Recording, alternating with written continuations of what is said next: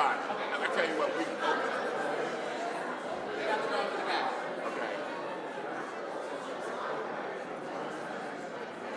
I'll step down. We're not neighbors. Okay.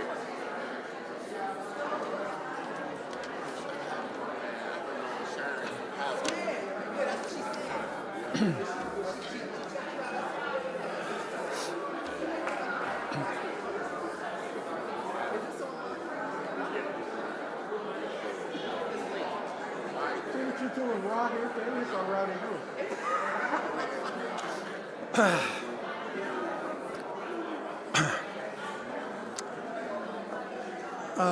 Please, if you could, bear with me just for a moment.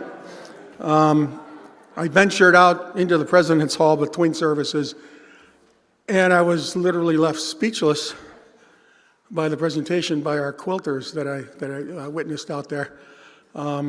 Their creativity, artistry, and spiritualness that they do their work with just was a moving experience. So let me get back on track here. Good morning. Welcome on this glorious March day to the First Unitarian Universalist Church of Richmond. My name is Frank Corsaro. I use he, him pronouns, and it is my privilege to serve on your board of directors. Whether you are here with us in person in the Great Hall or joining us online, I'm gratified that you have chosen our spiritual home to enrich your daily lives by participating in our weekly service. We are a progressive, loving community where you can bring your whole self for a celebration of music, inspirational words, community, justice seeking, and perhaps, hopefully, even some laughter and joy. But know also that as much as the world is hurting, so too you as an individual may be hurting. Our compassionate and dedicated ministers and pastoral lay leaders are never more than just a word or an outstretched hand away. All you need to do is reach out. That is what this church is for. So, I'm really excited to step aside now that my small part today is done, because we have a very special guest minister with us, the Reverend Dr. J. Exodus Hooper. They are described on their website as a preacher, performer, producer, and provocateur. Welcome to our Sunday morning service.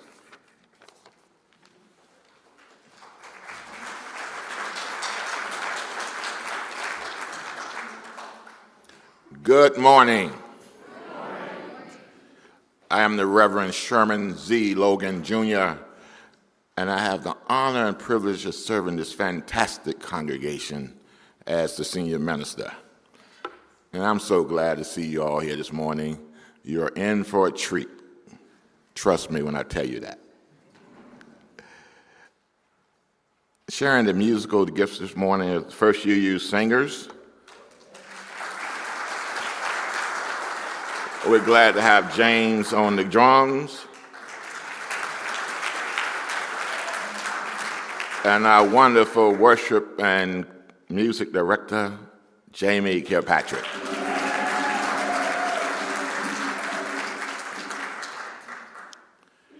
Now, it is an honor to introduce to you this morning a friend and colleague, the Reverend Dr. J.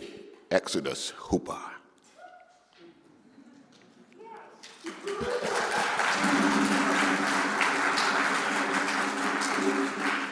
Dr. Hooper uses them, they pronoun and is a Richmond native who served as the interim minister of lifelong education at the First Unitarian Society of Minneapolis and has dedicated over 8 years to the ethical humanist movement. They also serve as instructor of performance theory at Ohio University School of Theater.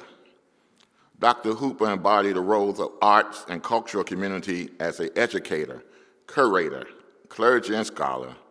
Their activism intertwines with aesthetics, ethics, and community-based performance. And their work also dwells into the margins of encouraging us to engage with wonder, transcending typical humanist paradigms, and embracing the complexity of self and the world. So first UU, let's welcome back home the Reverend Dr. J. Exodus Hooper.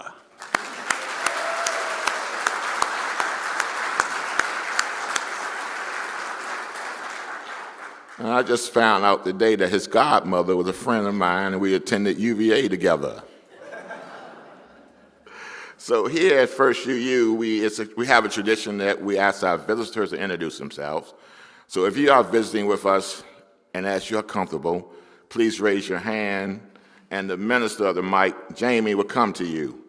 And when she arrives, please stand and tell us who you are and where you're from. Edward, and I'm from Richmond. Welcome. Good morning, everyone. You all good? You all good? Any more on this side? No, we got one in the back. Ooh, yay. Good morning. Oh, hey, Pooper. Hi, my name is Mage. I use they, them, and he, him pronouns, and I'm also here with Jay's other partner, Brian. We are both visiting from Baltimore, Maryland, to support Jay, along with our furry friends. Welcome.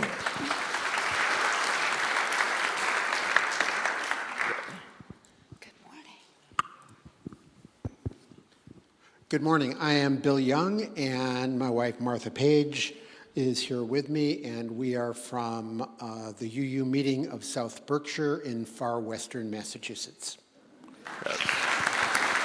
And Bill serves with me as a trustee of the UUA Board of Trustees. So welcome, Bill and Martha. Am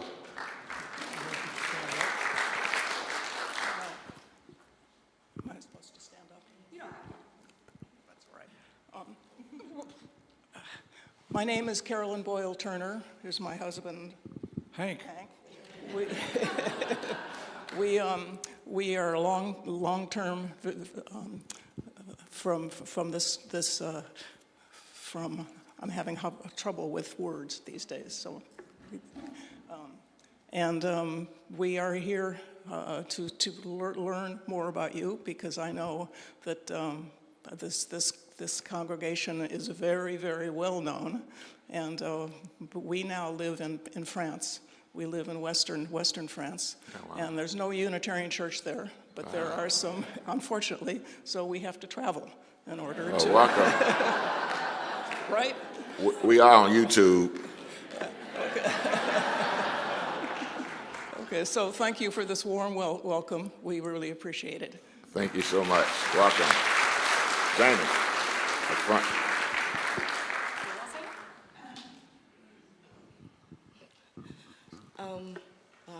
I'm speechless now, too. I'm Cynthia Hooper. I'm the mother of Dr. Reverend J. Exodus Hooper, and my pronouns are she and her. Welcome, Mama. All right.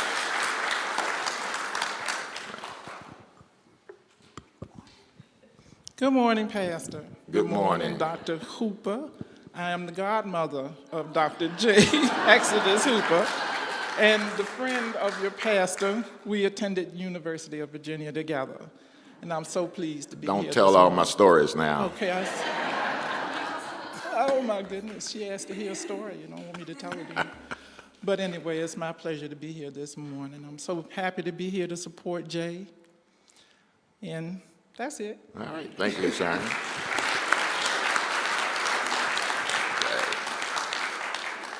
I know all y'all. All right. Think we're good? Anybody else? I see a leprechaun in the house. Okay. Okay, well, thank you so much for joining us this morning, and we're so grateful for your presence. So now, beloveds, let us show our neighbors and friends our radical hospitality by greeting them with a warm smile and a warm welcome.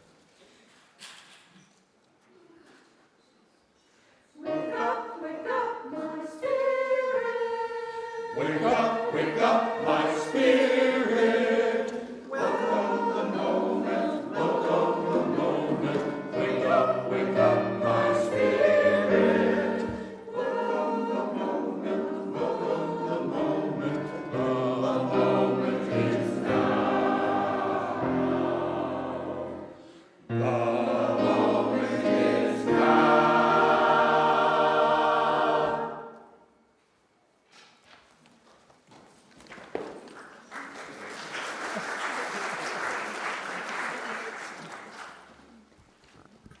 morning. So good to see your faces. You're so beautiful. You're so handsome. All of the things. So glad to be here with you. I'm going to do the, actually, correction. I am not actually going to do the call to worship. You are. So if you don't mind sharing in that energy, because I believe that we are all called to do worship, and we are all worthy of doing that. So if y'all don't mind just following me for a few seconds, I just need this section to listen very carefully, and then I want you to take this sound, and it's going to stay over here. Don't end until I tell you so. Okay? Do what you do, what you do, what you do. Do what you do, what you do. Do what you do, what you do, what you do. Do what you do, what you do. Do what you do, what you do, what you do. Do what you do, what you do.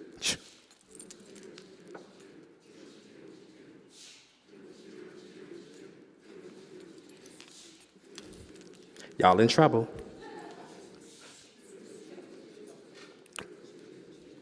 Do what you do, let your light shine through. Do what you do, let your light shine through.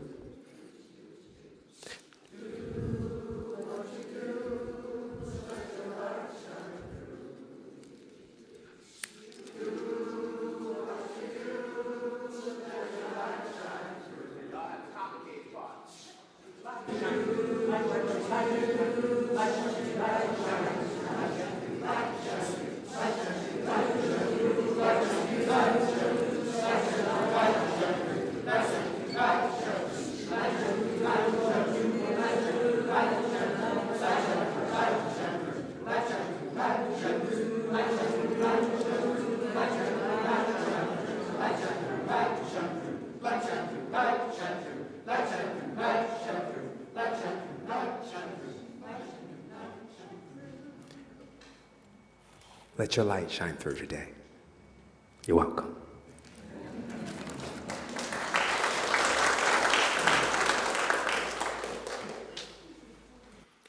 A chalice lighting reading is by Deanna Van Diver. We light this chalice, symbol of our faith, alive in this world, naming our vision of collective liberation and daring to remember each other in the beloved community.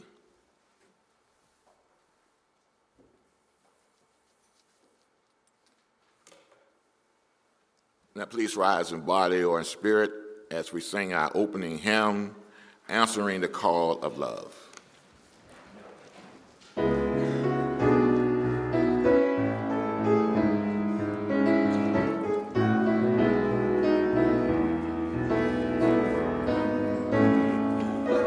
Is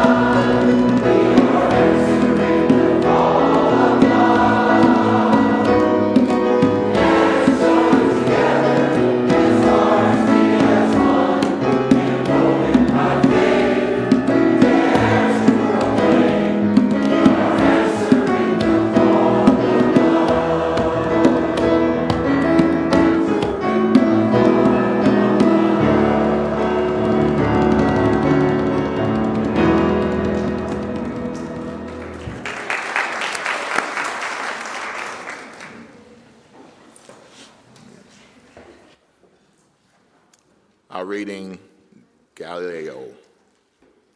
New information, new viewpoints. What accounts for such a radical change in belief from the days of Tommaso Cassini to today? The answer is simple. The invention of the telescope allowed people to obtain data about the solar system that previously was unavailable. When Galileo first looked through his telescope, what he saw cast a doubt on the Earth's center view of the universe. From the moons of Jupiter to the phases of Venus, Galileo's observations supported a sun-centered view. As a faithful churchman, Galileo knew his findings would be controversial, so he wrote a detailed argument explaining how his observations could be reconciled with the scriptures. He contended that the Bible used figurative language when describing the heavens, so that the text would be accommodating to the understanding of every man. From our perspective, the earth seems to stay still while the sun and stars seem to move. Scripture used the same approach, Galileo argued, but that did not mean it contradicted his feelings. The biblical authors never intended to take a position on matters of astronomy, he said. They simply aimed to communicate effectively. As straightforward as the issue seemed now, though church authorities in Galileo days rejected those arguments. In 1616, the Roman Catholic Church condemned Galileo's positions as formerly heretical because it explicitly contradicts sentences found in many places of the sacred scriptures according to the proper meanings of the word, according to the common interpretation and understanding of the Holy Fathers and of the learned theologians. For Christian leaders at that time, the problem with Galileo's beliefs was not simply that it ran counter to their interpretation of the Bible, it also ran counter to everyone's interpretation for the millennium and half of the church history. How could those who took the Bible seriously be expected to suddenly set aside in favor of a man with a telescope? What if his observation were error? And even a bigger question, what if the church found Galileo's discoveries to be accurate, contradicting the established church teaching? What else might the church have gotten wrong?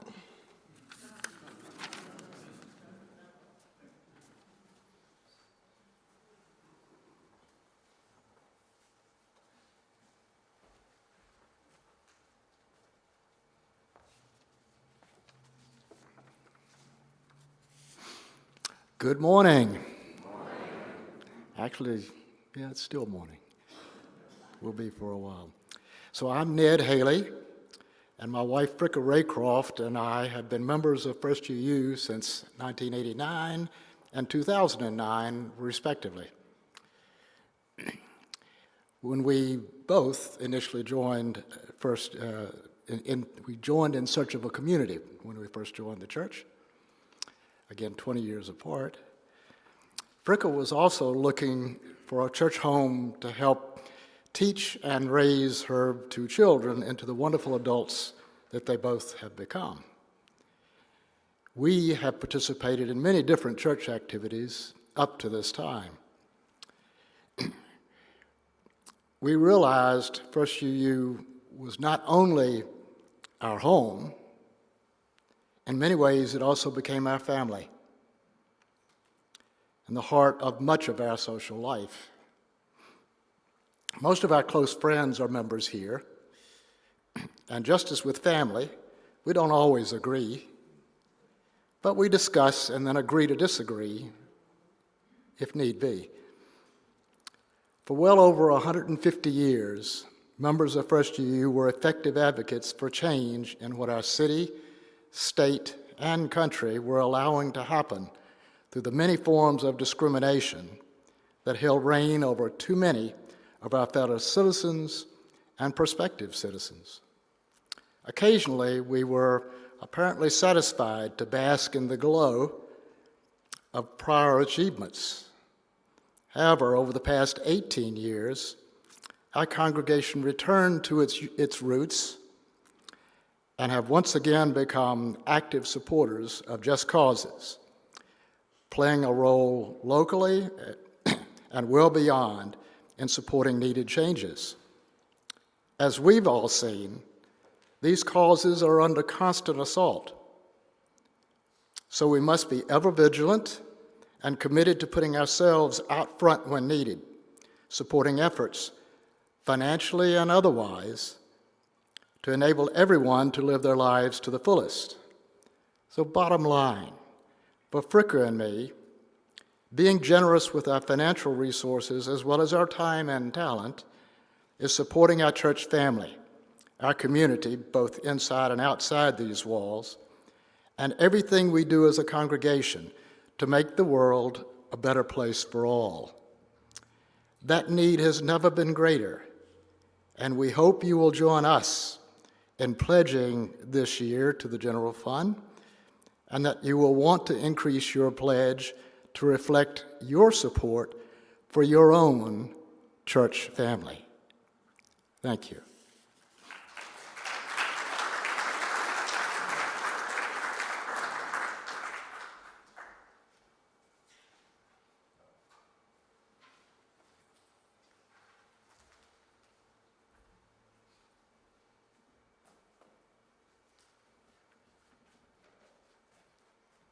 Good morning, everyone. Everybody looks beautiful this morning, and happy St. Patrick's Day. My name is Robin Parsons, and I'm with the Bobcat Sports League in Richmond, Virginia. We're basically located in South Richmond. Our goal is to serve the underserved, to give everybody an equal shot at being able to play sports.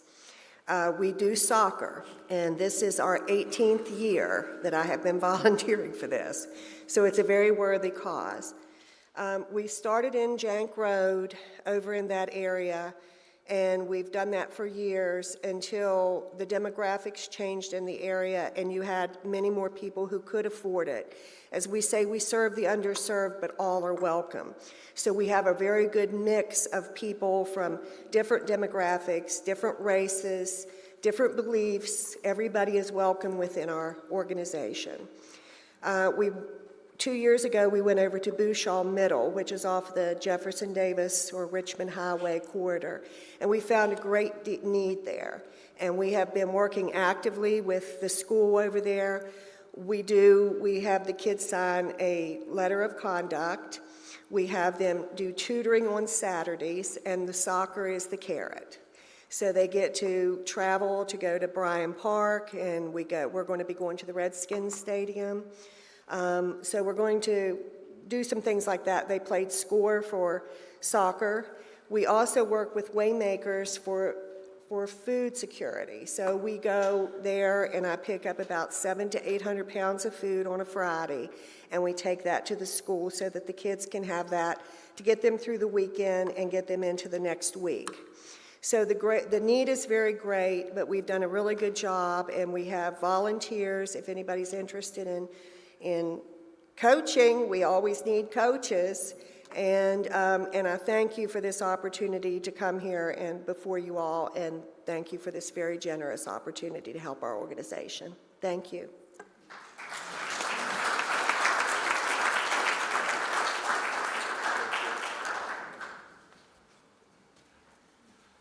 The usher will pass the basket, offering will be taken and most graciously received.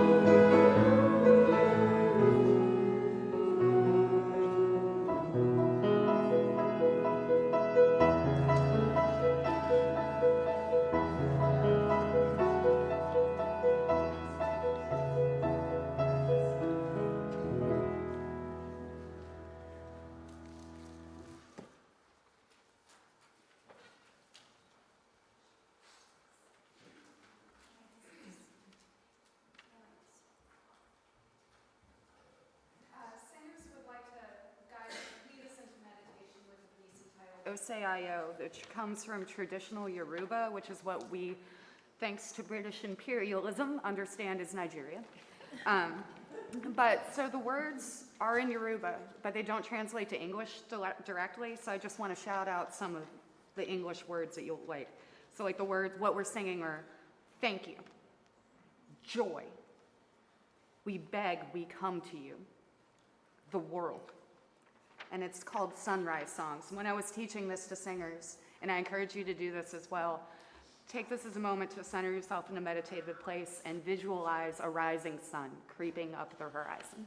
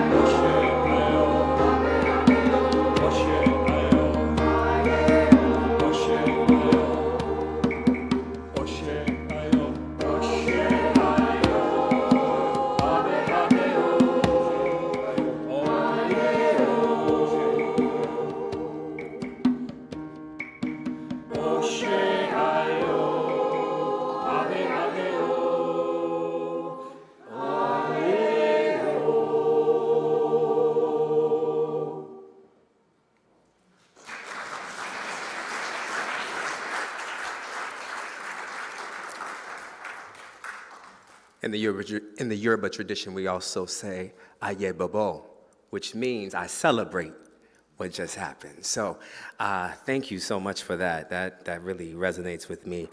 It would not be proper after such a song to just do the meditation I did prior this morning. So I ask that we prepare our minds to actually go into a meditation slightly different from this morning, but if you can find yourself in a posture that is comfortable for you, find yourself in your body still and grounded.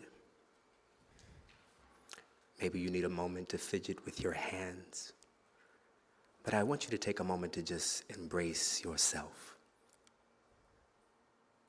Embrace all of the aspects of who you are.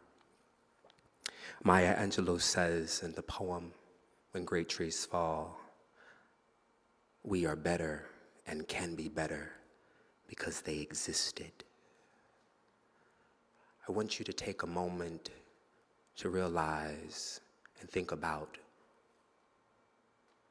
people you have connected with that have loved you, cared for you, instilled in you, contributed to you, that have made you better.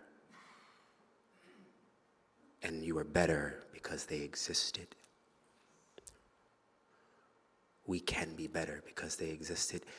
I'm going to invite you to speak the names of folk that have contributed love in your life.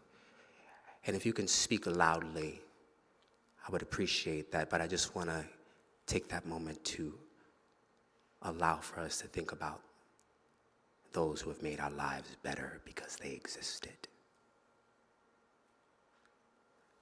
I will say first, Ronnie J. Hooper, my father.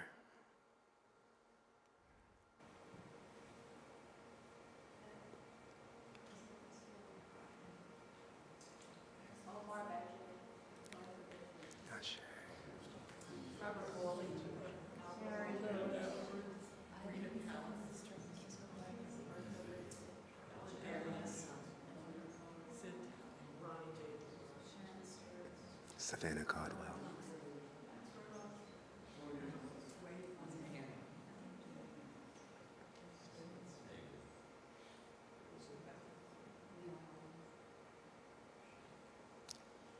Take a moment with me now and name the very characteristic that they embodied, that they also shared with you. That would be love for me. You may follow. Curiosity.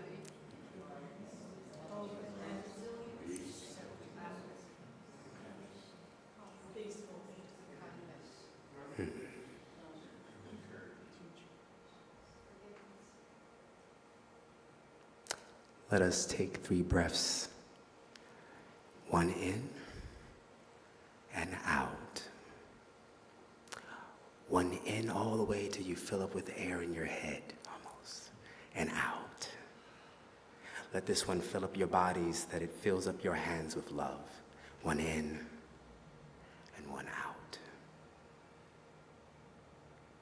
Be grounded, be loved, be you.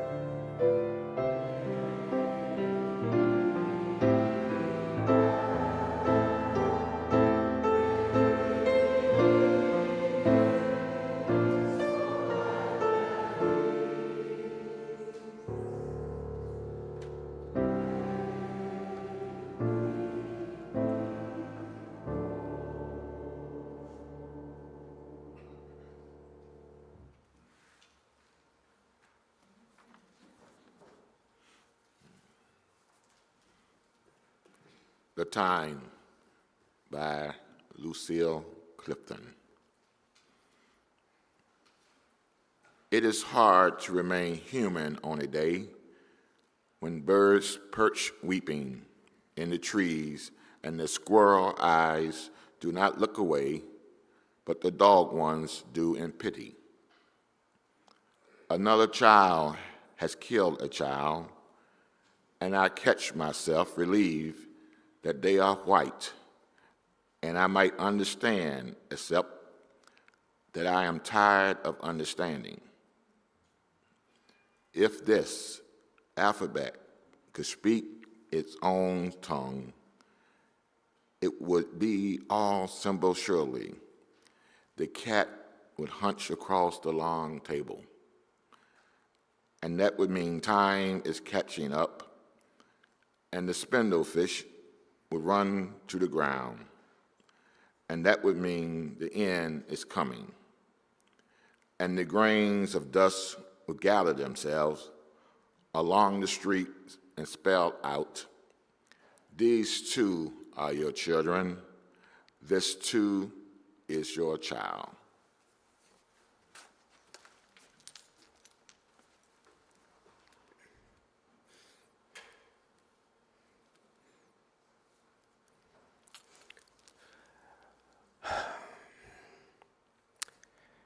I am often moved by these words of Lucille Clifton and the stories that were read about Galileo. I want to go back to the poem for a quick second as we begin this journey of revolutionary mothering. She says here in the poem, and we would miss it if we're not careful and mindful, but she says, "Another child has killed a child, and I catch myself. I catch myself relieved that they are white." But watch this. I might understand, but except I'm tired of understanding.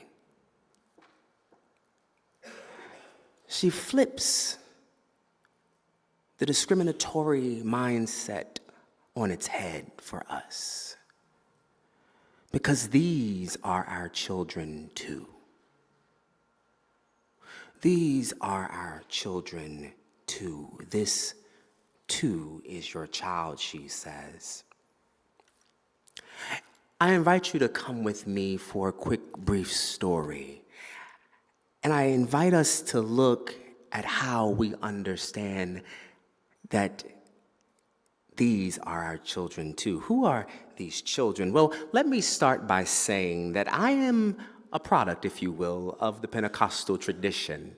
Arguably, you could probably see I've got a lot of enthusiasm. I'm a little uncontrollable every once in a while, but I guarantee you and can promise you also that my enthusiasm is really just the excitement of who I am and being in this world with other folk and sharing and exchanging in values. But I have to acknowledge that I'm visiting Richmond again. So my Pentecostal tradition was not too far. I was on the south side on 28th and Hull, little small building tucked away in an alley. It was a small but mighty congregation, if you will, probably only a few of us, 10, 15 at max, and they were all seasoned elders. The pastor herself was not highly educated, but willing and available. And though tucked away in this quaint area in Swansboro, that brick facade, that strong structure was met with a dusty little road down an alleyway. And what you could hear were the songs and the preachings of those elders. Songs that would resonate through the building, out into the street, to the homeless, to the passerby. What a fellowship, what a joy divine, safe and secure from all of harm. They would sing and be moved.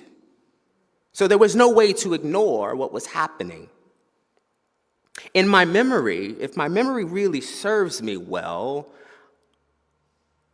we stopped attending that church by the time I was in high school. And maybe there's reasons for that. Possibly there was a growth and change in my family's makeup. My mother and father had recently divorced. And in addition to that, there was probably a new need for congregational maturity regarding how they were experiencing the world around them. Or possibly, too, let's just be real, we lived all the way in Short Pump, the far West End. And so traveling to Southside is quite an experience. Whether it was spiritual maturity or social arrangements or the adjustments of life, it was clear that there needed to be a congregational shift. A congregational shift. And the congregational shift was no longer about belonging. We all look for belonging when we come into congregations, but might I invite you to consider maybe belonging is not enough. And where we need to be is focus our attention, and our congregations can focus their attention on people's becoming. What would that look like? Slide. Dr. James Cone, the father of Black liberation theology and late professor of Union Theological Seminary in New York City, asked this question: has the church gotten away from its primary mission? This is a key phrase. What happens here, he begins to tease the mission, saying the following: one of the things that the church needs to ask itself is, what is its mission? I think that one of the things the church has lost is a good understanding of its mission. The church is good at preaching, good at singing, good at a lot of things, but the church has not been good at thinking about what its nature is and what its mission is. Is the mission primarily to care for the souls of folk, or is it to care for the bodies? Or possibly it is both together. If we consider that it is both, then we need to see that the church in some way would have to be scientific or political, because it's a part of life. But also, if it's concerned about the soul, it needs to consider it, because full meaning in life is not always found in politics or science. He continues to say, I'd like to emphasize that if the church has one problem, it needs to think of if it is here to save its own life, or rather, is it called to lose its life for the sake of others? I believe our congregations are actually here to save their own life. This might be a tough critique for some of us, very difficult and challenging regarding what congregational life has meant for many of us as we come into formation every Sunday. Predominantly white, liberal, progressive congregations like the ones that we're sitting in today are suffering at the hands of a fast-paced technological and generational changing time. They must remain relevant, involved, and serving beyond unfamiliar times, very unfamiliar times, especially after COVID. We are often in inquiry in these spaces. What's wrong with us? everybody should be here. The first thing that we ask is, where are all the people of color? Where are the black folk? Where are the queer folk? Where are the young folk? And truth be told, we're here. Your global majority is here.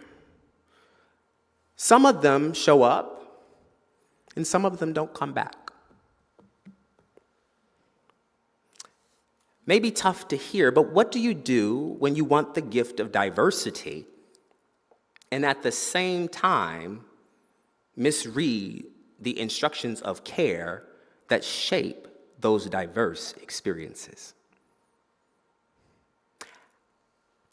Can you imagine with me, which is probably difficult, what does it mean to be literally gift wrapped in your diverse experience, but never be allowed to fully be present or show up as your full self? That'd be a very tough Christmas for some of us. My colleague, Reverend Kelly Clemens, Tech, if we can back up the slide a few till we see Reverend Kelly Clemens. There we go, thank you.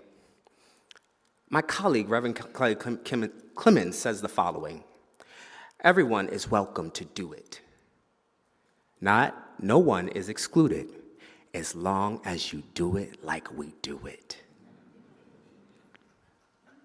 What are the its? The its are worship. The its are leadership styles. The its are the governance and the policies and the bylaws. The it is the way that we have relationship. And there's so much more to the it. Because at the end of the day, if we had hip hop for worship, some might clutch their pearls. But if we believe in social justice, then we understand that hip hop is an art form as a social resistance. But we got tripped up on the profanity and the other things that have conflated pop culture. But there are justice workers in that material. That is how hip hop was birthed. We would be saving black trans lives and trans people because houseball community, beyond shows like Pose and Legendary on Cinemax, for those who watch those things, would actually not seem like entertainment, but a dance of survival for their life, lip singing for their life. We do incredible work here. Don't get me wrong. I hear you. I see you. I know what it's like. I see every little thing. You are reading the books. You are using the language. And you are learning and unlearning constantly. You have curved the habits. You have dismantled policies. And furthermore, you have used various thinkers to point out systemic and social obstructions of violence in these organizations. Thank you. And still, as we are pointing out, we still have a hard time unrooting the issues that we point out in the pew. Why is this? We've hidden ourselves as congregations, especially white liberal progressive ones. Maybe that's because we like to be hidden, and we're stuck in the belonging mentality that suggests, I want to be around like-minded people. But what if that's not enough either? I don't want just like-minded, I want like-hearted people. I want also like-handed people. We have attempted to read our way out of racism. We use literature to placate off of liberation. We have collected degrees to camouflage discrimination. And we have applied educational facades to prove that we embody emancipation. That's a tough pill to swallow. I can hear you in the back of your head probably saying, I do the work. I have a friend.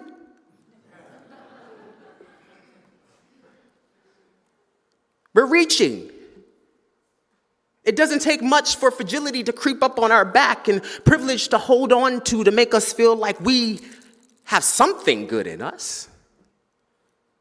It is frightening to hear accountability, not correction, accountability.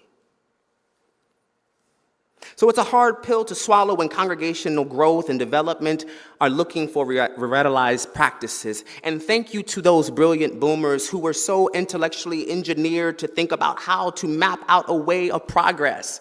But some of the mapping out, sadly to say, has been redlining you into boxes, making it hard for folk with the gift of diversity to show up in your space fully. And we end up with a white liberal pedigree of unequal social standing, where stories are removed and experiences are challenged, and once again, some of us become quenched to only be ungift wrapped. Slide, please. The statistics of nuns in the United States.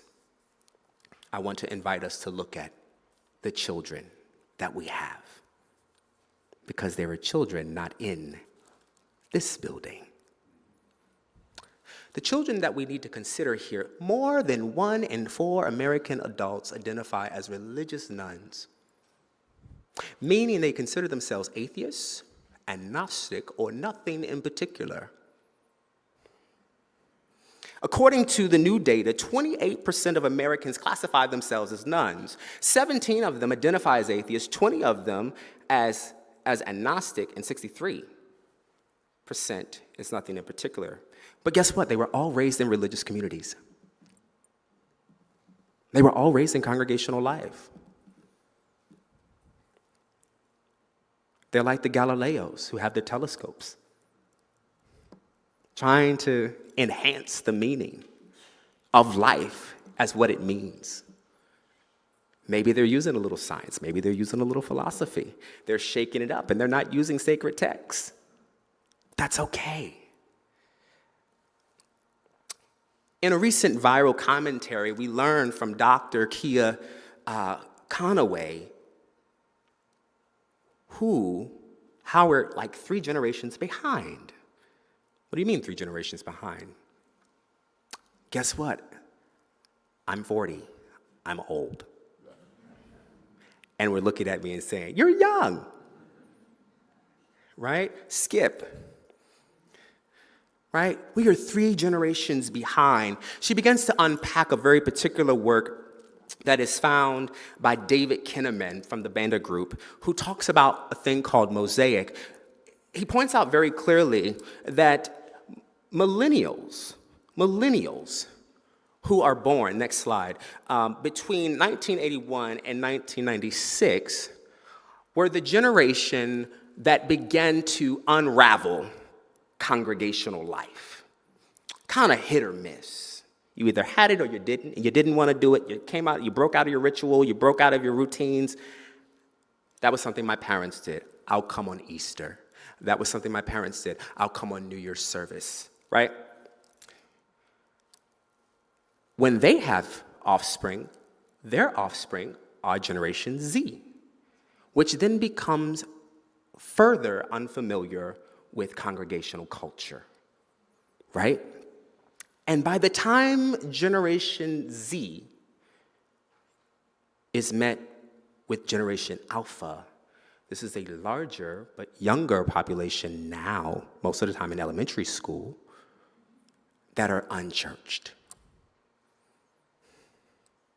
So the question that we need to ask ourselves is, how do we wrap our arms around 3 generations? Because I'm not the generation to worry about. Dr. King was 23 in the movement. The founder of ethical culture, ethical humanism in New York City, Felix Adler, was 25 when he opened the first ethical culture Filston School and started his own religious movement, humanist religious movement. These were young people. And we've been asking where are the young people, but they've already turned into 40. And the juice that was needed, unfortunately, was held by our brilliant boomers. And so it skipped. And this is what happens.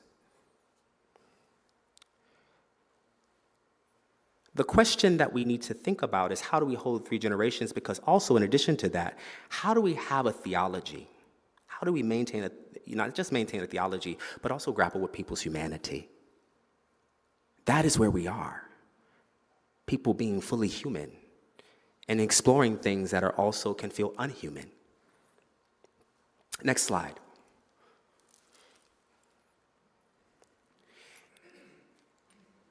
Truth be told, they really don't like organized religion. And this is tough. I'm not saying get rid of your building. I'm not saying that these folk will either come. Because truth be told, most of us like to go have a mimosa on a Sunday. And some of us are at the club on Saturday. And if you can keep up with that and maybe want to come on a Sunday, look, I'm sleepy, but I'm here. Right? So here we have an age bracket of 18 through 29. These individuals, nuns are 43% of the U.S. population. That's almost half. It's becoming unchurched. It's becoming uncongregational. Adults over 60 are most religious, right? But 1 out of 5 are nuns. That's a very small number. Very, very small. So what do we look at here? Next slide. What do we need to do differently? What do we need to do differently? We can't go on like this. Our congregational formations have been tainted with a complex that I'd like to name for you as the mothership complex. It is a very tough complex because it is rooted in a way that it impacts the matrix of domination or oppression, as you are probably familiar with Patricia Hill Collins. It also has a desecration of worthiness, where there is so much criteria or pedigree that creates a disinheritance of somebody else's worth. It is also about private property. This is mine. You belong to me. You are my member. Did you do your pledges? That lets me know you belong here. And as a result, if we match those things, check this out. People become heirs to organizational wealth and knowledge. So then when we talk about our UU principle being about democracy, it is challenging because everyone has a different kind of literacy because they didn't have the same access to the air. I promise you I'm not trying to beat you up. I just want to be realistic. But truth be told, if we think about mothering process, the maternal, there's a gift in creating and nourishing and affirming and supporting life, even life that is not from us. I'm not talking about your children who you brought up. I'm talking about those who are also outside of these walls.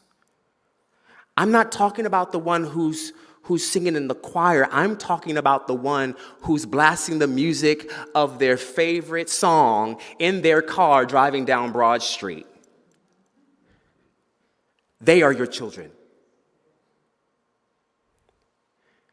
I'm talking about eliciting the talents and ideas and the intellect and creativity without having some kind of recompense.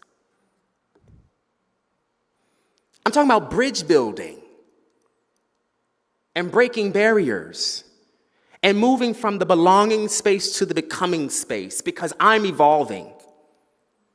I'm not getting older, I'm getting experience. Right? I am having a moment where my cells are constantly generating new things. not old things. So if you think those saggy cheeks and all the things that's falling apart, honey, you ain't getting old, you just getting experience. Next slide. A mothering congregation is a congregation filled with creation, love, life, and power that is useful. Power that is useful. It's important for us as a congregation to understand ourselves as a body of work and a body of relationship, right? The body of work is the possibility of development or impact. I'll say that again. The body of work is the possibility of development or impact. What is the style? What is the mission? What is the quality or the capacity of your service in this space? The relationship, the body of relationship is the capacity and the connection that strengthens the growth of communities and congregations. The body of work and the body of relationship are essential operations that exhibit functions and fellowship. Those have to be hand in hand. The body of relationship creates a curation of culture care. How are you fostering the meaning of life? You might be so spiritual that you are no humanist good. You might be so scientific and humanist that you are no spiritual good. Can I offer you some free-thinking frameworks from James Baldwin? James Baldwin said it best, where he said, "The church has never had love in it." And if the concept of God has any validity at all, then it should make us more loving, more freeing, and help us grow. If it is not doing that, then it is time to get rid of God. Have you hugged somebody lately? Have you looked at somebody and said, "I love you"? Have I told you lately that I love you? Come on, Rod Stewart. See, I told you I'm up there in age, right? The idea here is that we need to go, these are some great, if you will, metaphorical frameworks. But let's go for the real meat and potatoes of congregational life and bring in Amy Butler. Next slide, and I'll be out of your way. Religious institutions in the U.S. value at $1.2 trillion. Religious institutions. So here is the challenge. Some leaders keep forging ahead with internal projects, like fixing a leaky roof, aimed at keeping the doors open at any cost, redirecting money from struggling churches to entrepreneurship. We need to focus on justice. We need to do that work. How are we going to ensure longevity in the institution? This article is really, really powerful because it's in the Washington Post, and it's Amy Butler, Reverend Amy Butler. But she noticed this because she saw a lot of churches being closed down in primary properties that are being regentrified. So Black and brown churches are the first ones to go. Next slide.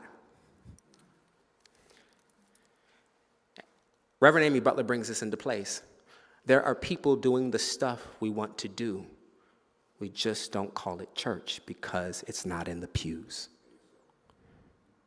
It's not in the pews.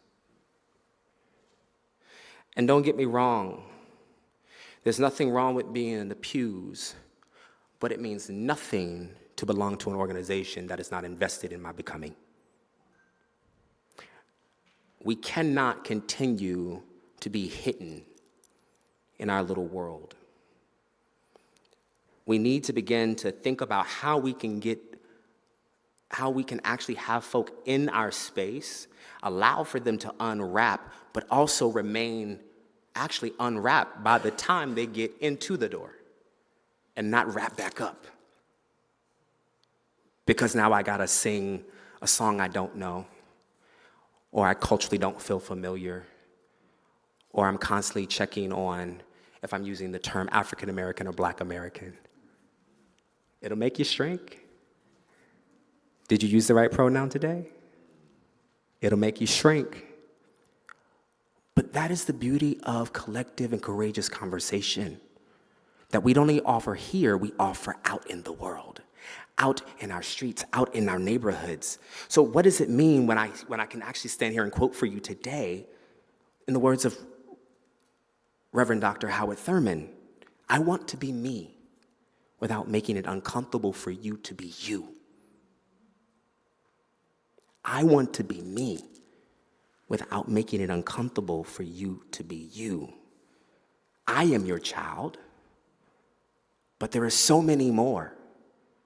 I am a nun. I am the agnostic. I am the humanist. I am your child too, and they are as well.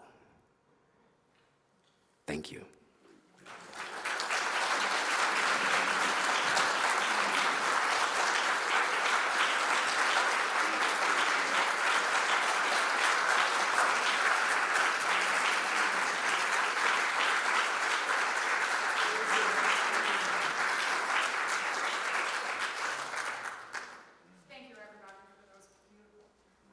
So I picked the following piece long before I had the blessing of meeting Reverend Dr. Hooper.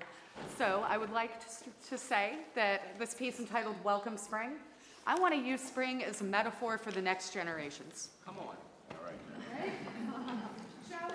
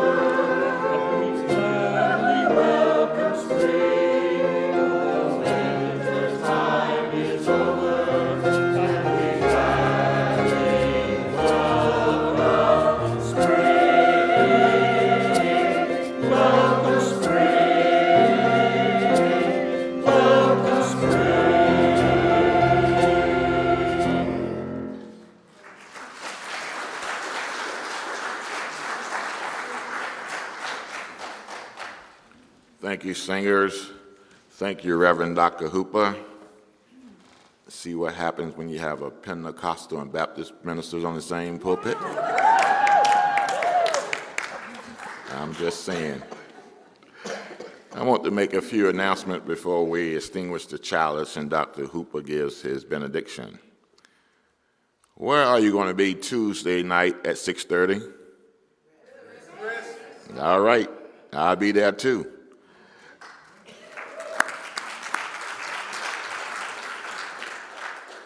For those who don't know, the Nehemiah Action Assembly of RISC would be held at St. Paul's Baptist Church, 4247 Creighton Road at 6:30 in Easton, Henrico.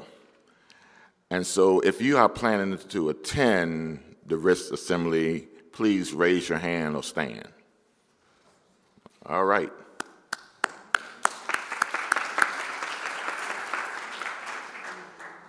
Okay, there's a trophy presentation to the congregation that have the most members in attendance. Okay, we won it 2 years in a row, 2021 and 2022.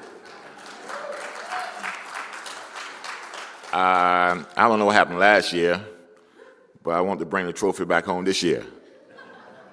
So let's please show up at St. Paul's on Tuesday night for the Nehemiah Action Assembly. I'll be there, and I hope to see all you there. Okay. After the benediction, please join us in the President Hall to meet Dr. Hooper and for refreshments. And the youth bake sale is still going on, so while you're eating, drinking the refreshment, having the goodies, please spend some money with the youth also. Okay. Our childless distinguishing words are by Becky Laurent. As flame is to spirit, so spirit is to breath, and breath to song. Though we extinguish the flame in the sanctuary, may we tend it in our hearts until we meet again.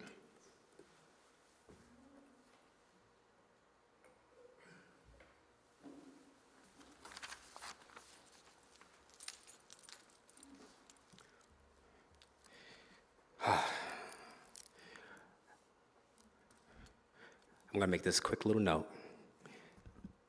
After the benediction, I need to go see my mom, okay? And I have also 2 other people in the back. So if y'all can give me 5 minutes to love my family, because I don't come home often. I'm in Minneapolis. I just want to do that. And I appreciate that if y'all can hold that space for me. The benediction is the following: A Ritual to Read to Each Other by William Stafford. I'm only going to read an excerpt. It says the following: If you don't know the kind of person I am, and I don't know the kind of person you are, a pattern that others made in the world may prevail. And following the wrong God home, we may miss our star. For it is important that awake people be awake. Awake people be awake. Or breaking line may discourage them back to sleep. The signals we give should be clear: yes, no, or maybe. The darkness around us is deep, so help somebody walk in the light today. Thank you.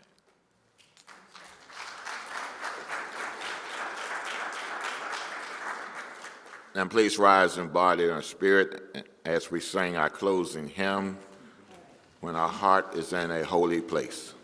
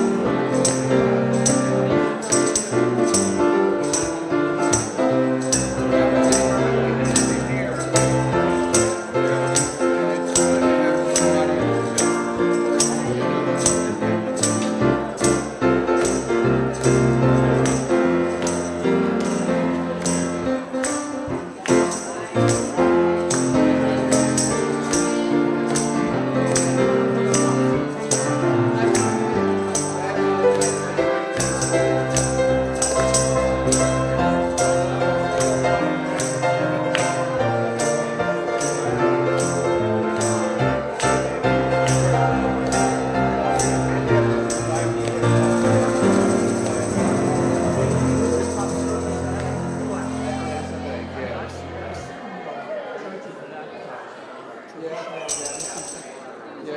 think those are contemporaries, so pretty.